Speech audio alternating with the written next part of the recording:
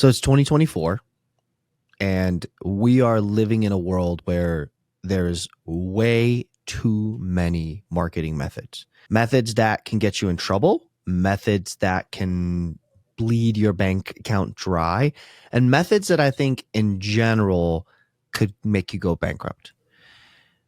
Today's conversation is going to be all around the different types of marketing. What are they? What you should really be focusing on. And depending on the stage you are, whether you're just a startup or you've reached your 7 to 8 figure level of revenue, like what should you do to scale your business? As always, I'm joined by Robert Garcia, and today we are going to not only just focus on the sales portions or this, we just want to deep dive into the world of marketing, what works, talk to you about some of the mistakes that we've made ourselves and we've seen clients as an agency make, and to walk you through what is the best marketing strategy. So grab a cup of coffee, grab some popcorn, and as always, welcome to the Brand Builder Podcast. Welcome to the Brand Builder Podcast. I'm your host, Amir Tabrizi. I'm a side hustle digital marketer turned agency owner who has managed over $2 billion in marketing budgets. I'm obsessed with the brand building process through video content, social media, and all things organic, leveraging search engine optimization and the power of Google.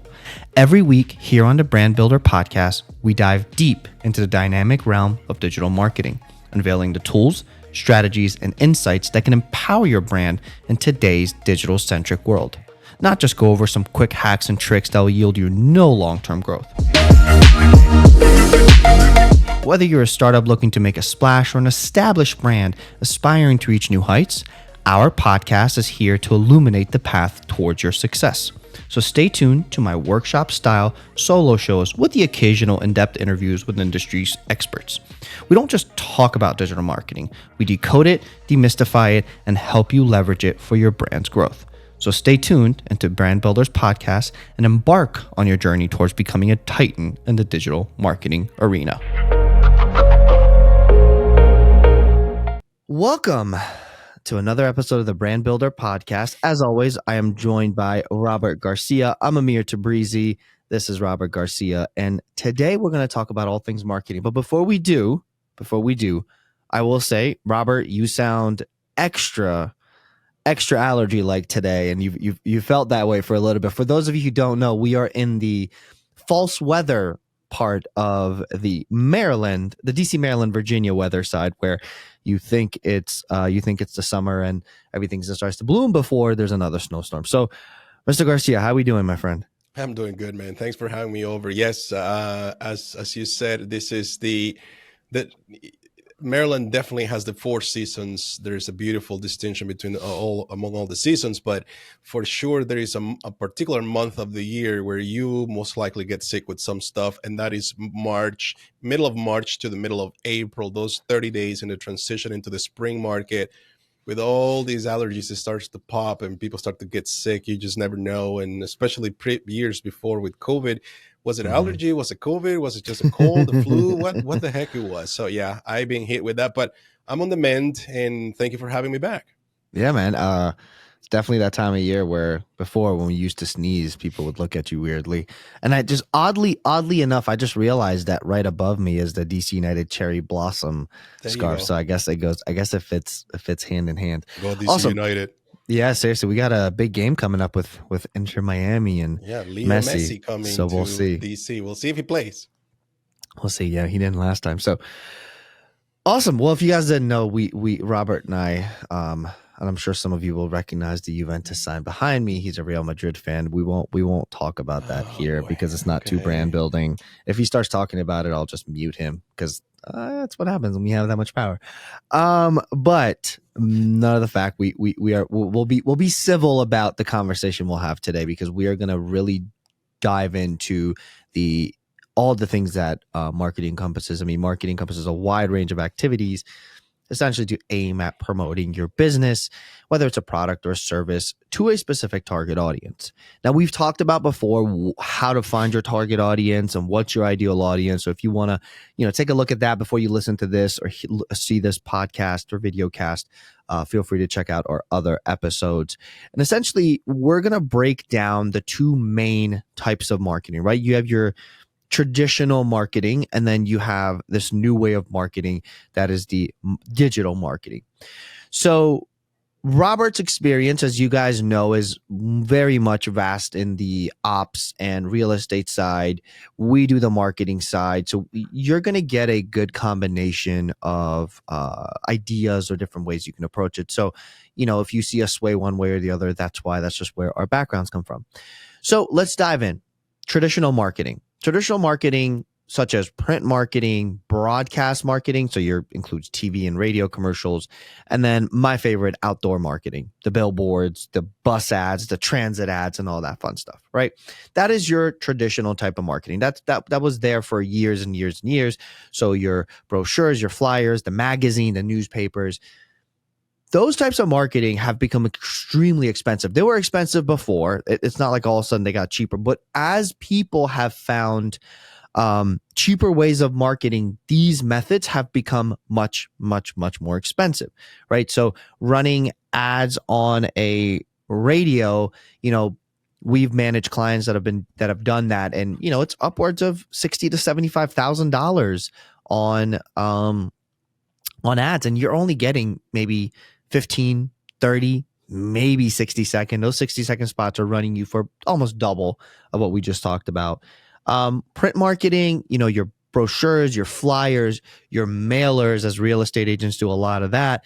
That stuff costs a lot of money as well. So this common type of traditional marketing, where it was print marketing, and all these other ones with print, broadcast, and outdoor marketing, they're extremely expensive. Sure, they work. Don't get me wrong. I'm not going to sit here and tell you it does not work. There are still people that watch QVC and buy a bunch of stuff, right? There are still people that see the mailer and call the client or call the real estate agent and say, hey, come and give us an idea what our home is worth. Or there are still people that are running billboards. And for a lot of us that are heading in towards the beach in the summertime, we see those billboards left and right. So don't get me wrong. I'm not saying they don't work. They have the impression. Where they lack is the conversion. Sure, they build your brand. Sure, they, they put your face and your name and your slogan or whatever it is in front of them, and they could think about it later. But they're not converting. They're really not. I mean, there could be a call to action that could convert them, but the conversion is not there. So we're going to talk about the levels that we think you should be at when it comes to approaching print marketing and traditional marketing. But Robert, as an agent, you have as a real estate agent yourself, and as a manager of a team, and somebody who's managed many teams and have helped many teams grow. What are your thoughts about the traditional marketing, and at what point did you see the shift of traditional marketing becoming very expensive, and then digital marketing kind of stepping in? Sure. So for real estate, it has been pretty obvious that with social media being a big part of our lives nowadays, whether it is called Facebook, TikTok, Instagram, Twitter, or X, whatever you use, um, the reality is that when you sell a house, you sell a product, right? You are selling two things: your service to potential clients, and once you have the secure that client, in this case a seller, then you sell a product.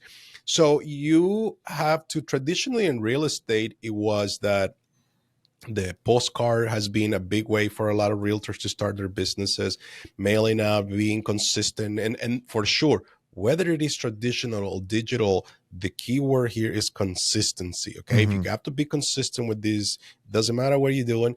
But the traditional way, it kind of like, it started like kind of like dying down a little bit, because it is faster and more effective to do a walkthrough of a property in 60 seconds that can be put in a reel and put it out there to the entire world, versus creating a postcard, sending it to the printer, getting the Right. postage, then do the addressing, the labeling, and then sending it out.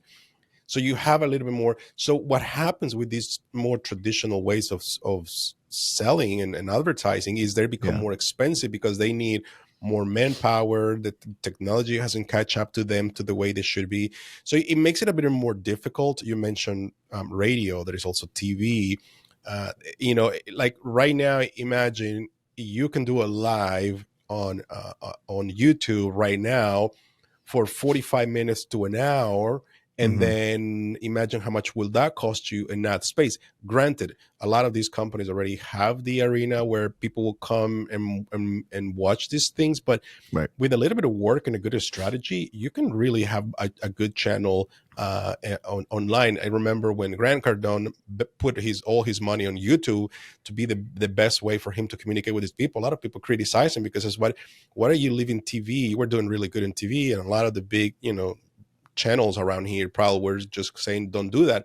But now his YouTube channel is one of the probably the best channels. As Mm-hmm. Dave Ramsey is another good YouTube channel. Yeah. So these people have realized, and these are old schoolers. I mean, Dave Ramsey is 60 plus years old. This guy grew up with, like, the newspaper was thrown on the front porch for him Yeah. to go and grab it in the morning with a cup of coffee and then read it.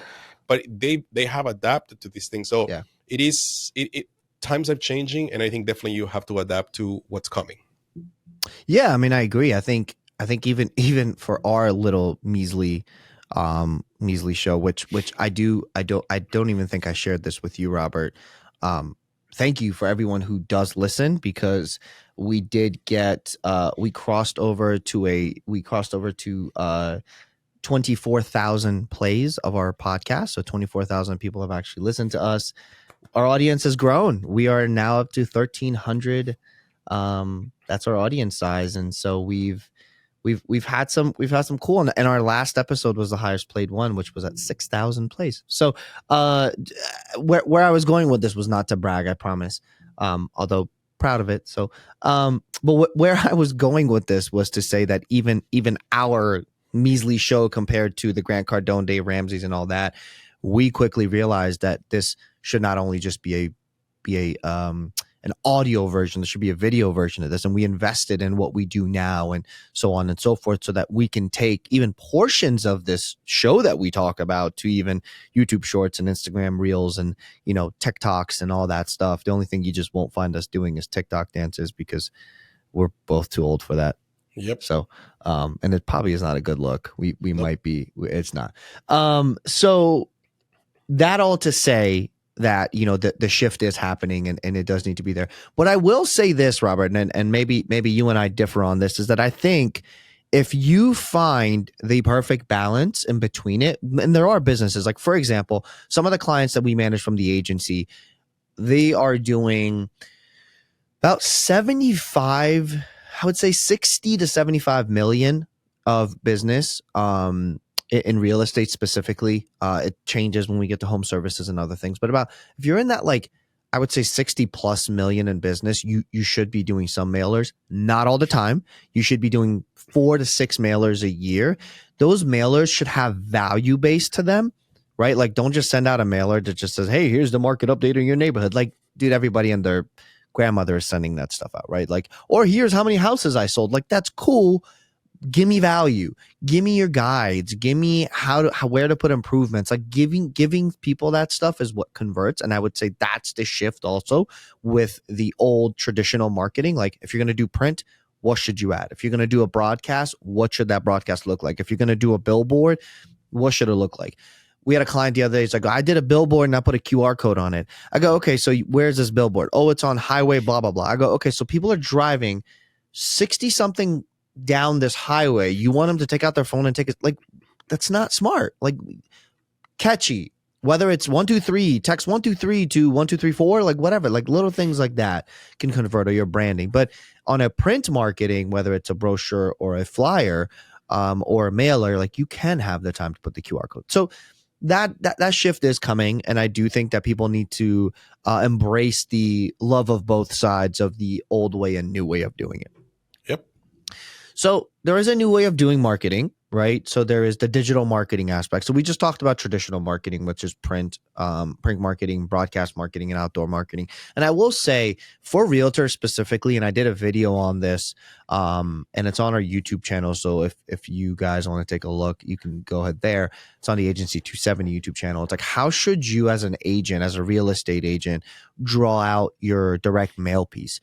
And really, the point of the direct mail piece should be not only is it going out to your neighborhood, but it should be the proven method of what you did to sell 123 Main Street for the most amount of money. Mm-hmm. And you can use that same tactic on a brochure or a flyer or whatever you see fit. And the whole point of it is that when I show up to Robert Garcia's house to pitch him on why he should let me list his home, instead of going to him and saying, Robert, I promise that I'm going to sell your house fast and for the most amount of money, I can show him a proven method and say, listen, Robert, you live in 124 Main Street. I sold 121, 122, 123 Main Street. So I sold your three neighbors' homes. And this is how I did it. I put them on the market. This was the pricing. This is the timeline. This is the date on the market. This is when I'm under contract. This is when the inspections were done. This is when it's sold. And this is how much it's sold over for. Right. So scaling it all out for them. And then on the back of it, we can start to write down about the testimonials or anything like that. And then having a QR code that gives them some guidance. In the sense, it's not saying what's my home worth, because they can go on Zillow and figure that out, but in the sense that they can click or scan this QR code and or text this number, and they're going to get a copy of the guide that you have put together that talks about when to sell, how to sell, what is the best way to sell, what is the best way to price, what is the best way to put $1 in, what is the best way to put $2 in, what is the best return of investment. That is the content, that is the value you need to bring, even when it comes to print marketing and all the outdoor broadcast marketing that comes with it. Robert, anything to add before we move on to digital marketing? No, I mean, it is bragging. It's a big problem in the real estate industry because people want to brag about their numbers, right? It is something where like, I did this, I did that. And yes, it is good, but imagine if you would have received something in the mail from a physician, a surgeon says, 99% success in my last, 350 surgeries I did last year. All of the patients did not experience any pain after the surgeries and they were walking out. I mean, it just really doesn't make any sense to do that. But what it makes sense is to tell the story. This patient came with this problem. We identify what it was. Mm-hmm. We immediately did this. We reduced his pain by doing this. And then the procedure went fine. Then we kind of gave him the process of how it was going to happen. So that's what really needs to happen in the real estate industry, that it has to be a change. It is how you tell the story what makes it compelling for other people to say, hey, Robert knows what he's doing, or X agent knows what he's doing, and we should call that person because that person really knows what's happening. So stop bragging about this, what you do in real estate. We know you are a realtor. We know you're a loan officer. Stop bragging about it. Just tell us, how can you help people? And many times I have been asked the question by clients who said, hey, are you the right person for this job? Why we should consider you to represent us on a buy and a sell? And it's very interesting as you give them the answers, because everybody thinks real estate agents are all the same. They all do the same thing. They put the sign on the front, they put the flyer, they put the lockbox, and then go and pray on the back of the property to try to sell the property. And that's all it is. And it really doesn't work that way. It used to be effective, but I guess there's this disconnection between the mighty powers and the realtors, because sometimes things don't sell that well. Yeah. No, I agree. I mean, I think that aspect of, that aspect of the value you bring to the price that you cost, right? So like if my cost is this is my value. I agree. I think especially in the world of real estate, the perception is a little false. But we're going to dive into digital marketing. But before we dive into digital marketing, I do want to take a second to hear a word from our sponsor. My name is Amir Tabrizi, and I am the owner and the chief growth officer here at Agency 270. Agency 270 is a full service digital marketing team. We focus on search engine optimization, paid ads, your Google business profile, videos, video editing and optimization, posting your videos, social media management, and podcast recording and editing. Why we do what we do is because we want to help you and your message to get out in front of the world. We want to make sure that we're highlighting our clients so that they are the consumer's choice. We do that through the power of digital marketing. Ask yourself this question. If you go onto Google right now and type in your name or type the problem that you solve and you're not coming up as one of the first 2-3 choices, there's a problem there. You are losing out business to your competitor. Don't settle for next to best. Don't settle for second. Don't settle for third. Let us help you get you to the number one spot on Google. Give me a call today. Go on our website at agency270.com. Send us an email at marketing@agency270 or give us a call 301-310-6148.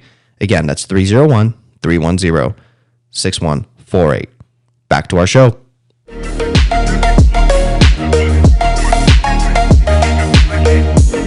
Welcome back. Yes, our sponsor, Agency 270. Hey, man, they sponsor something. Yeah, they're pretty decent sponsors. If I say so myself, I may have a biased opinion there, but that's all right. So we just came back. Thank you if you guys are joining us just now. Thanks for tuning in. But what we've been talking about is just the types of marketing. We just covered some of the traditional marketing ways, which is print marketing, broadcast marketing, and outdoor marketing. And one of the main key takeaways is if you're going to spend a couple $1,000s on a billboard, please don't put a QR code in it because ain't anybody scanning that at 65 miles an hour. Or you may have a lawsuit on your hands. So make sure you have a lawyer on retainer.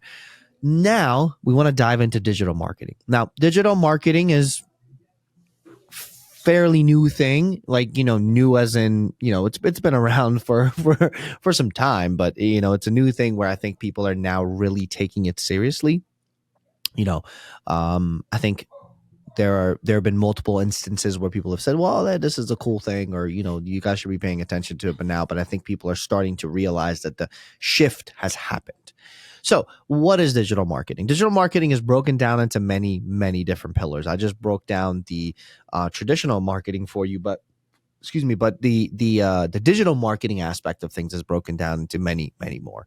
So these are the digital marketing gets in one sentence, essentially the leverage of online channels to reach your target audience. That's just it. Just online channels, your target audience. Now, those online channels can mean many different things and can be many different things. So there's content marketing. So it's creating and sharing valuable content to attract and engage a target audience. This includes your blog posts, your articles, your infographics, your videos, your social media posts. Then you have social media marketing. So there's the content of social media, and then there's the actual social media thing. So essentially, it's using the social media platforms to reach your target audience. This is where you start to optimize your profile, you start to post, you start to engage with people. There's some advertising in it, and then there's kind of the measurement side of it. Those two are the content and distribution side of it. Then there is this big umbrella that we call SEM marketing. So it's the search engine marketing. So Google, Bing, Yahoo, DuckDuckGo, these are all search engines. So a place where you go, you search something, and the engine continues to work to get you the results that you want to. So that search engine marketing includes search engine optimization. So how people can organically find you based on keywords and where you are. Pay-per-click, so paid advertisement essentially, to improve the visibility. And then you have your SERPs, right, which is your search engine result pages. So how far you come up and down based on that stuff. So that is the search engine marketing side of it. You have email marketing, which you send out to your database and promoting your products or services. You have mobile marketing, text messages, mobile apps and websites. You have PR firms that have come into this, so building relationship. Then you have the other few things, which is your affiliate marketing, so affiliating with someone, influencer marketing, so partnering up with someone who has a big audience, and then what we call the experiential marketing campaigns, which is essentially is creating an interactive, immersive experience to promote your brand. So how they experience your brand and what they use, whether it's, For example, if you go to a conference and Instagram has a photo booth with like all these different Legos behind them and you get to take a picture, or, you get to interact with the Lego land or Lego world or whatever it is, like all of that stuff, that becomes the experience you have with them. So that's the experiential. I don't want to focus on too many of these, as you just heard me rant off like all this stuff. The main things I really want to focus on is going to be your content marketing, your SEM marketing, your search engine marketing, and then the email marketing side, but the database driven side of marketing, right? So like, how do you get the repeat customers essentially for what you do? So, those are just some of the digital marketing perspectives. Robert, did I miss anything? Is there anything else you think from a digital perspective that, is something that we should think about?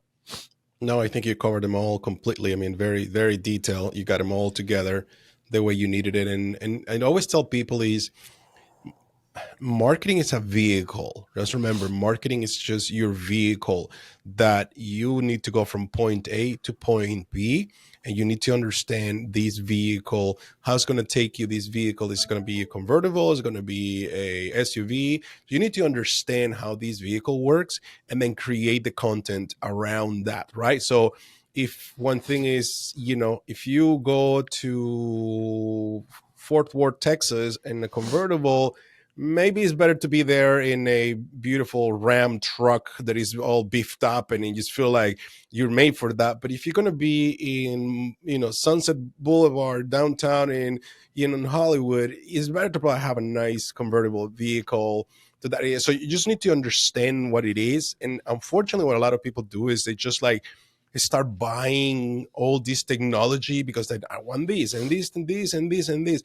And it happens in real estate. It's just like people, I met so many realtors, they probably have gone through like 7 different CRMs in their entire career. And it's like, dude, I mean, there was no CRM back in the 50s and 60s. It was just like those rack cards that you will write the information and you will touch base. So forget about those things. But work with the stuff you feel comfortable and it works for you too. Yeah. No, I agree. I think that's that's really that approach. Like, understand marketing as a vehicle. Marketing should not be your end all be all.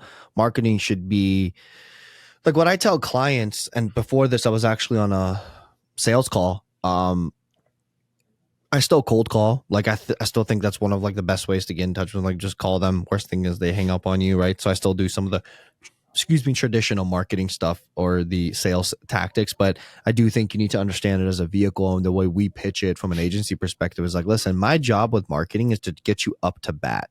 If you are the best at what you do, if Robert Garcia is the best realtor, well, only thing I should do is just get him the opportunity to tell people why he's the best, why he does what he does, and why he's so good at what he does. The rest is up to him. Conversion's up to him. I'll convert them into a contact form and bring them in and get you higher so you are seen as the local mayor. But anything outside of that, buddy, it's on you, right? So that is exactly on point. It is a vehicle. I want to dive into content marketing. I'm gonna mix content marketing and social media marketing because I do think they work really, really well hand in hand. I'm gonna take the paid ad side of the social media marketing out, and we'll just talk about it when it comes to SEMs. So let's talk about content marketing. Content marketing, essentially, it's your blog posts, your articles, your infographics, your one-pagers, your videos, and essentially any social media posts that you are doing. Mm-hmm. The best way to approach any content base is not to worry about what other people are writing. So when we have conversations, I've had many, actually, I think majority of my clients or people that we have conversations with, they go, well, how many realtors you work with? We work with X amount of realtors. Well, why is my information going to look anything different than theirs? Are you just going to use the same blog? No. Your target audience are different people. You as an agent, you're a different person.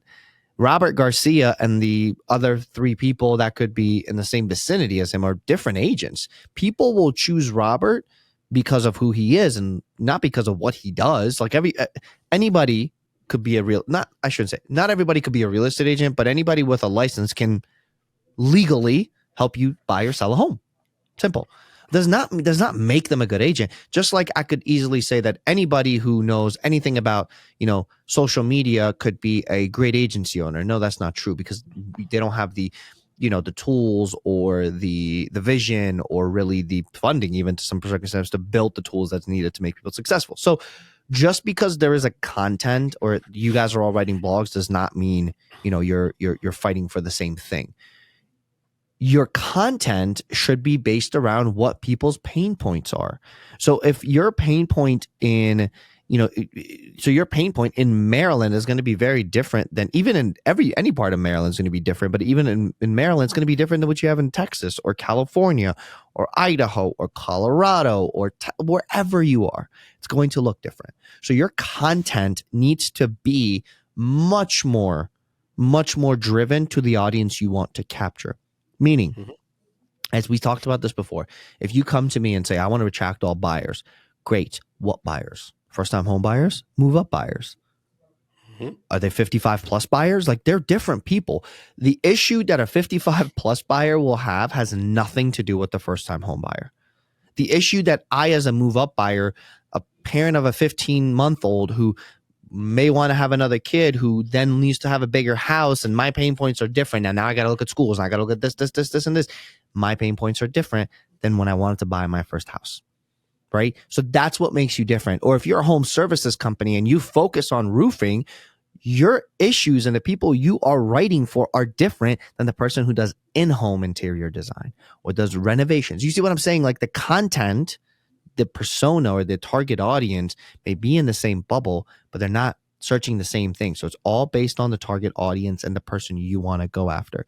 You can do that in a written form. And what happens when you do it in a written form is it gets pushed up to Google, and then people, as they search it, you start to come up more. Or you could do it in a video. You could sit there and talk about it. You could be at the job site and do it. As long as you are consistent with content marketing, you will be fine. You will continue to see the numbers grow. You will continue to see everything grow. I will be very honest. There are weeks where Robert and I are talking in the morning. I'm like, oh man, we got to shoot the podcast today. Oh shoot, I got 3 phone calls. I got this, and this. It's very easy for us to say, nah, man, let's take the week off. Let's push it to next week. But we don't. So the consistency that we have shown to grow this podcast has gotten us to that 22,000 listens or 24,000 listens and X, Y, and Z, right? So the consistency in content marketing will make it or break it. And I will tell you this, and people think I'm exaggerating when I tell you this, but you can ask Robert on this, or you can ask anybody who does, any content marketing. If you choose to take a week or 2 off, you have now lost all the attraction you've gotten before, because somebody who's putting out the same content as you, talking about the same keywords as you, will take over your position because you are not consistently posting. So content marketing can be kind of similar to social media marketing. They are all around branding. They're not going to necessarily convert for you. They're not going to necessarily be the main sales driven factor. They can be as your business grows. Sure. You can turn them into webinars or those contacts into newsletter forms and different things like that. But that is your specific type of branding, content marketing and social media marketing. Robert, as somebody who does a good amount of content marketing, you have your YouTube channel, you have your TikTok channel, you're in your Instagrams. And so as somebody who does that, walk us through the process of 2 things. One, how do you plan your content? And what is your vision when you sit down and plan the content? And 2, and maybe answer this before you answer this, before what I just asked you, what made you think to yourself and believe that the future is in content marketing and not the way you were doing business before? Because you've been in real estate for, people, you may look young, but you've been around for 60 years now. So, you've been in the business for a good amount of time. So what made you, years. There you go. 19 years, man, that was brutal 19 years, huh? Yep. So 19 years of experience. You've watched shifts in the market happen, right? You've seen it happen. You've watched the downfall of 07, 08. You survived the downfall of 07, 08, somebody in real estate. So help me understand why you saw the shift in content marketing and why you've decided to invest your time and energy into that, besides other stuff. Because something I can tell you in one word: credibility. And why am I saying that? Because what happens is, imagine go and buy a car. You're in the early stages of wanting to buy a car, and then you go to this pushy salesman that he wants to shove this car to you, like he wants you to live with this car with all the warranties in the world at the end of it, and they try to sell you this vehicle that you probably were not ready to buy. So when I saw that, I hate to be sold. Honestly, I hate to somebody to approach me and try to sell me something.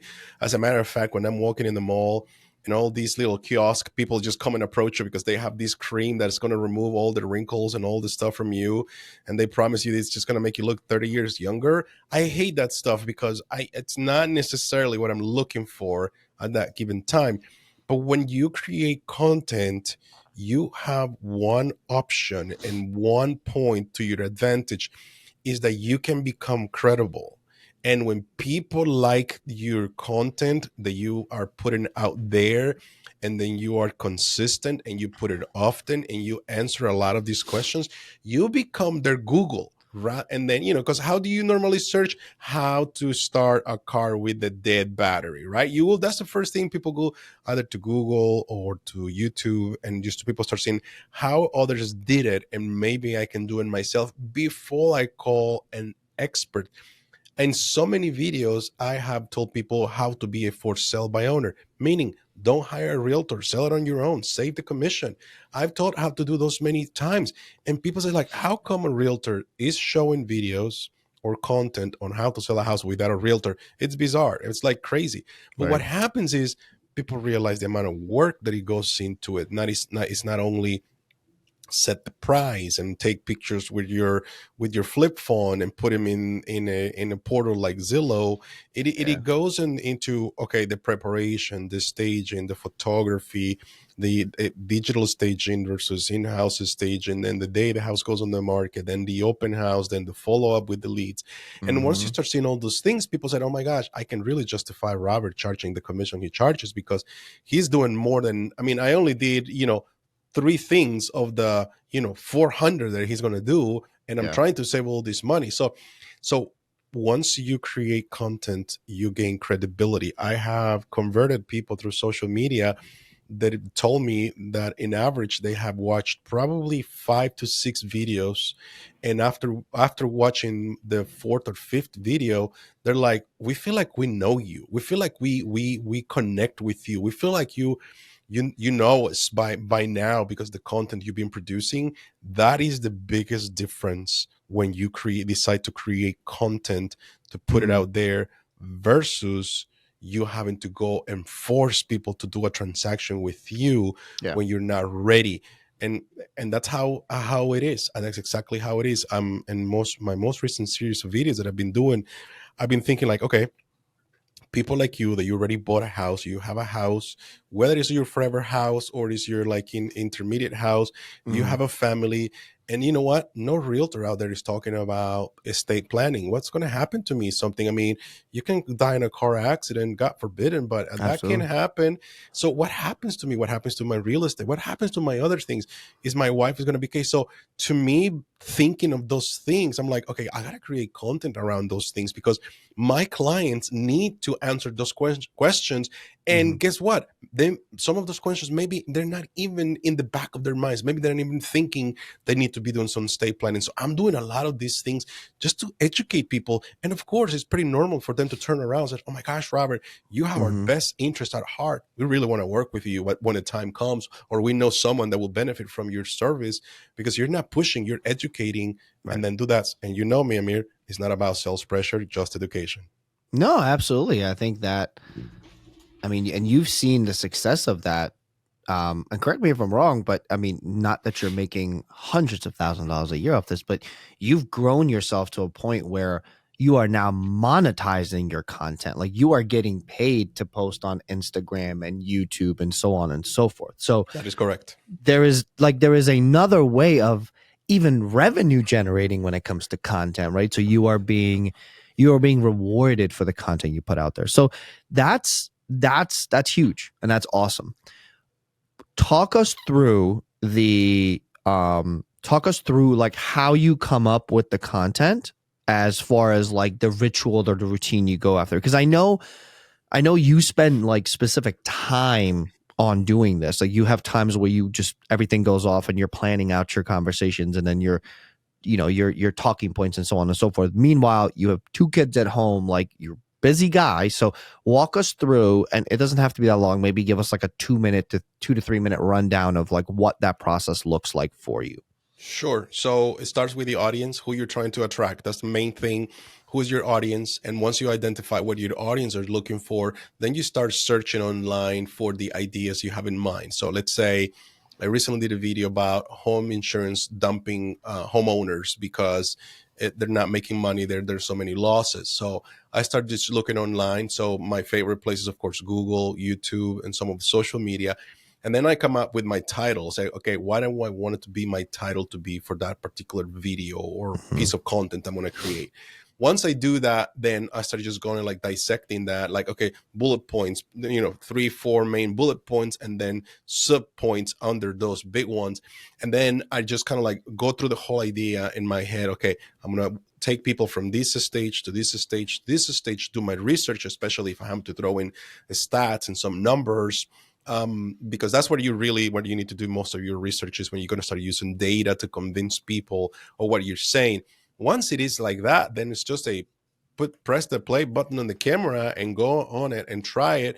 But it starts with who's going to be the person consuming your content. Who are you talking to? As you said, person buying first time home buyer, it's different from the move up buyer, and it's different from the 55 plus buyer moving into retirement community. So Mm-hmm. I wouldn't be able to create one video that fits the three personas. It doesn't. I mean, it's almost impossible, because the person that is moving to the 55 plus maybe already bought 20 houses. So to me, creating first time home buyer content, it's irrelevant to this person, but it's relevant to say, what would be the 5 mistakes people do when they move into a retirement Yeah. community.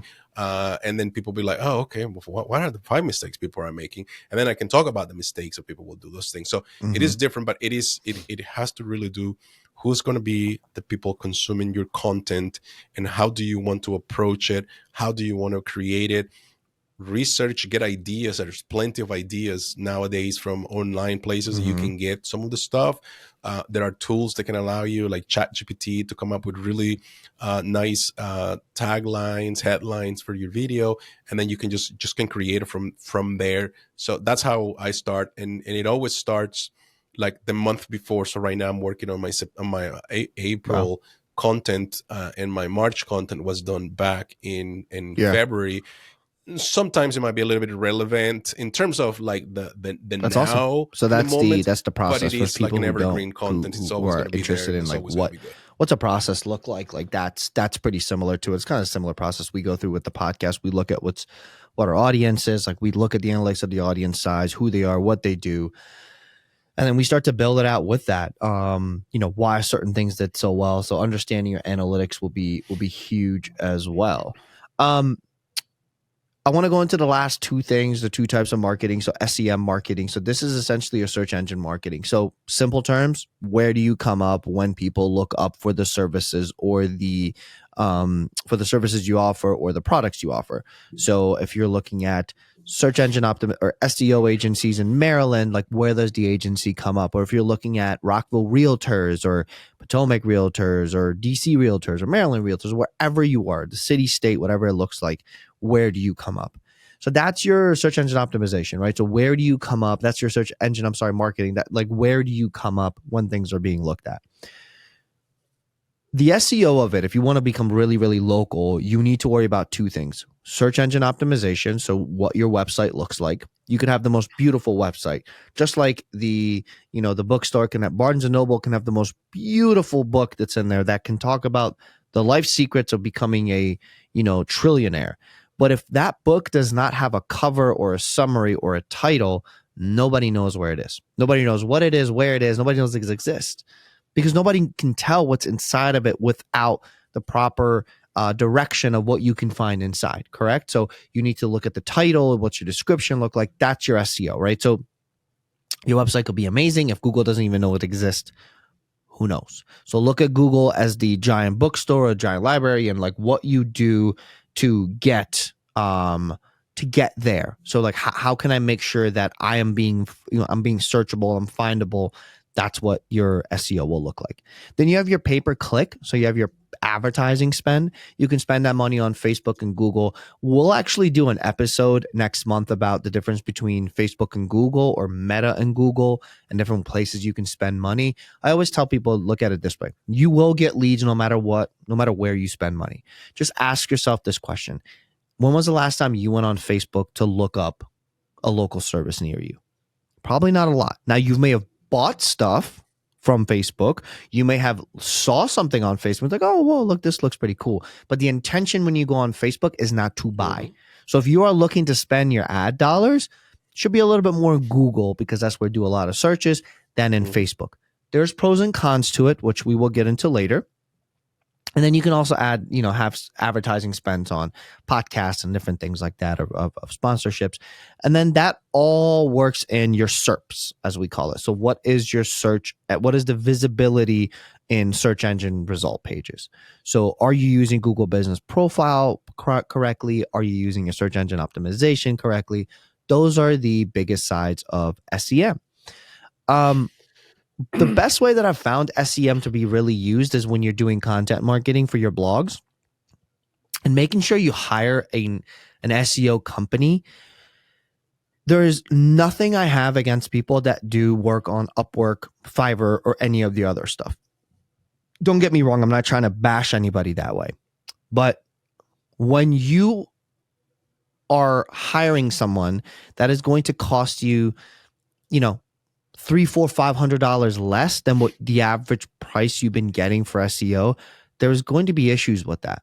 They are not going to be writing. They're not going to be, native language speaker writers. So you're going to find a lot of grammar mistakes that you have to go through when they post blogs. You are not going to find them properly submitting your page to Google. You're not going to find them properly making sure that your titles and your H1, H2, H3 tags and blah, blah, blah, blah, all this stuff looks right. So understand that if you are going to invest in your business with a SEO company, two things: vet them properly. Ask them what they need to be doing. For us, when somebody asks us, I got balloons. Okay, I guess it's someone's birthday. Happy birthday. I have no idea how that comes up. This has happened multiple times, by the way. I think it's something with my camera. Completely off topic. I think it's something with my camera. I got to figure out what that is. But congratulations to the balloons.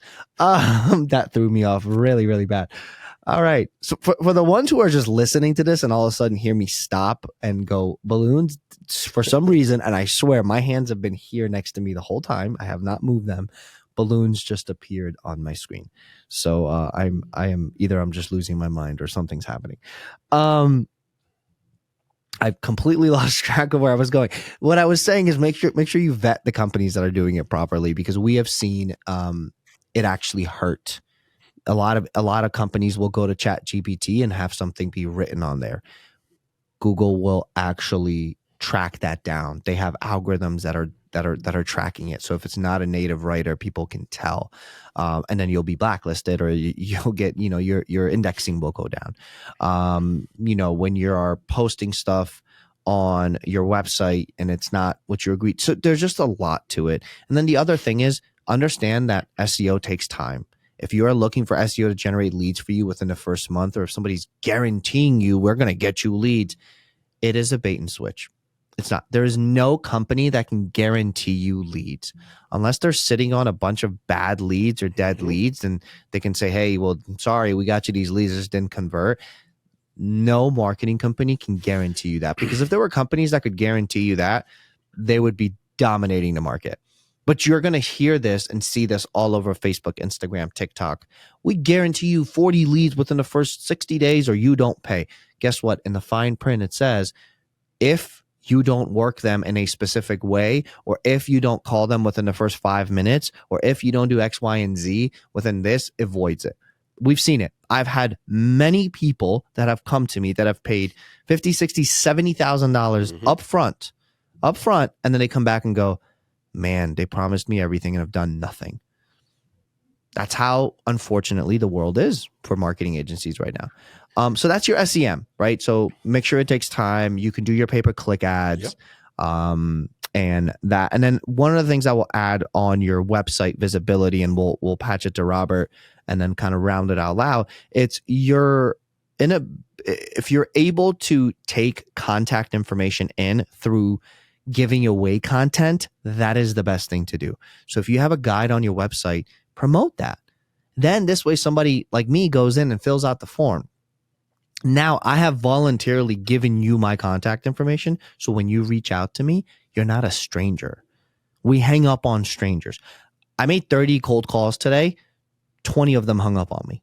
Mm-hmm. I was a stranger randomly calling you out of the blue. And I say it the first thing, I'm like, hey, Robert, this is a cold call. You can either hang up on me now or you can give me 10 seconds to have a conversation. A lot of them were like, hey, respectfully, I don't have time right now. Boop, done. When you call people out of the blue and creepily tell them, hey, I see you clicking around on my website, that's creepy. Don't do that. Don't be that person. But like if you fill out Robert, for you, like you've seen it all. You've exactly. Seen the promises, you've seen the guarantees, you've also seen the growth of organic. What is something that you would give as advice to some of our listeners who are looking to get into search engine marketing but are on the fence and are not sure about it? So the best way is to have content that people can use, right? As Amir just said, have some type of guide, 10 questions to ask a real estate agent and things that trigger curiosity. Because the reality here is you have to make a statement of curiosity for people to want to do it, or as Amir calls CTA, call to action. So you have to create that like on the back of their head. It's like, 5 mistakes that for sell by owners do on the first week they go on the market. And like, wow, what kind of mistakes? I mean, people tend to attach to titles like that. And people are like, oh, I got to watch that. I got to see that. So you got to create that curiosity. Otherwise, if you don't do it, then people are just never going to come to you because there's really no value on coming to you. So by you creating all this content and put it out there, and that's one of the things that I love about Agency 270 is that you guys continue to create all these things, especially on my Google profile, of stuff that people really like. People really like, find the best houses under $500,000 in Montgomery County, right? And people really like a lot of those things because, again, we're going after affordable housing for people that cannot afford more than $500,000, and there's just a lot of families around here. So stuff like that, it really makes sense. And look, I'm not a marketing person. I can create content, but sometimes I don't know how to spread it out. And that's where you, Amir, step in and you know how to spread out the content. You know where the content goes and make those changes. So that's very important for people to understand is if you're going to create the content, go ahead and create it. But if you don't know how to spread it out, better hire someone to do it for you, because otherwise people say, I don't see any growth in me creating content. It's been 3 years. Well, yeah, no wonder it's been 3 years. You've been creating this content and nobody knows what you're creating, but you have to spread it out. So that is the thing, but also false promises, right? Just to somebody that tells you that you create one video on YouTube and you're going to have 1,000 followers after that one video. I haven't seen anybody doing it. Not even Mr. Beast has done that. So I don't think that will be that's fake. It is. I mean, they sell you on the fake promise. And some of them, like, for example, there's companies out there that will do it in a sense of like, oh yeah, we can build your audience to 10,000 in the next 3 months. They're just fake followers, or they're just fake listeners, or they're fake viewers that are coming to your website. And all of that stuff is captured. There is no one who's going to outsmart the CRMs or the SEMs. There's nobody who's going to outsmart Google. There's no one who's going to outsmart Bing or AOL or Yahoo or all that stuff. There's just not. They're not going to. So stop believing that they can get you to 100,000 subscribers. Sure, they can get you to 100,000, but go look at those accounts that are following you. They have 2 followers and 20,000 people that they're following, right? So that balance in the algorithm's eyes, it's off. It's not right, and people will move away from you. So the last thing we said we talk about, and I'll just try to run through this quickly, and we'll ask Robert if he has anything to say about it, is there are different tiers of where you should be. If you are a startup, where you should spend your time is how can you grow organically? So if you're an agency that's starting, find ways where you can produce content that your niche market is looking for. You should niche down. You should not say, I'm going to go after everybody who needs a marketing agency, because you're going to compete with many, many companies, and you are not going to win. you're going to struggle. You're going to spend all your money, energy, and time because you're not choosing one thing to do properly. You're choosing to wear 20 hats. So when we got started, we focused on, I knew real estate really well. That's what I focused on. Then we grew into home services and MSPs and so on and so forth. So find what you do, what your niche is, and then grow that niche. Go after that niche with the content they're looking for, with what their pain points are. So we want to thank you for joining us. You can always watch us on YouTube as well. I'm sure I have a face for radio, so it's okay. You guys can just, put a sticky over me or something. Or just wherever you guys listen to us. We appreciate you listening. We look forward to bringing you more content on a monthly basis and to discuss kind of more lead generation brand building than just the brand building itself. Robert, thank you for joining me. It's always a pleasure to have you on and to hear your perspective on certain things. I want to thank all of you for listening and seeing us, and we look forward to seeing you again next time. Bye-bye. Thank you. Bye-bye.